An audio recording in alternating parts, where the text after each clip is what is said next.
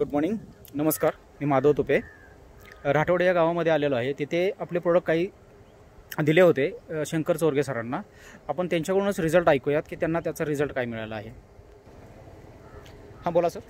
हां, वेस्टीचे प्रोडक्ट मी वापरले भेंडी या पिकासाठी.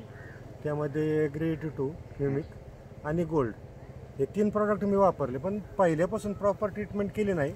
पण एक 1.25 ते 1.5 महिन्यानंतर भेंडीला ती औषधं वापरली, जमिनीतून दिली आणि फवारणी पण केली. तर त्यामध्ये भेंडीला आतापर्यंत जो गारांचा पाऊस वगैरे झाला तर बाकीच्यांच्या भेंड्या वगैरे गेल्या, पण माझी भेंडी अजून टिकून आहे आणि क्वालिटी सुधारली.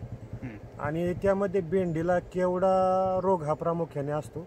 तर एकही भेंडी केवडा या रोगाने म्हणजे बाधित झालेलं नाही, पिवळी अजिबात झालेली नाही आणि त्याला प्रॉब्लेमच काय झाला नाही.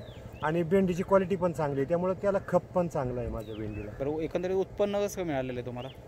आता उत्पन्न कसं आहे, बाजारावरती अवलंबून आहे. पण आता बाजार पण चांगले वाढलेत आणि बाकीच्यांच्या भेंड्या गेल्या तरी पण माझी भेंडी अजून चालू आहे. पण त्यामुळे उत्पन्न चांगल्या प्रकारे झालंय, चांगलं झालंय. एकंदरीत तुमचं खतांबद्दल एक अनुभव काय आहे? पहिल्यांदाच वापरलेलं आहे तुम्ही? हां, रिझल्ट एकदम उत्तम आहे. क्वालिटी राहते, म्हणजे झाडाची क्वालिटी राहते आणि पिकांची क्वालिटी म्हणजे फळाची क्वालिटी राहते. म्हणजे तुम्ही सुरुवातीला तरी ट्रीटमेंट केलीच नव्हती का? 1-1.5 महिन्या 1.25 महिन्यानंतर केली? 1.25 महिन्यानंतर केली. त्यानंतरच आपली गाठ पडली ना. प्रॉपर ट्रीटमेंट सुरुवातीपासून झालेलं नाही.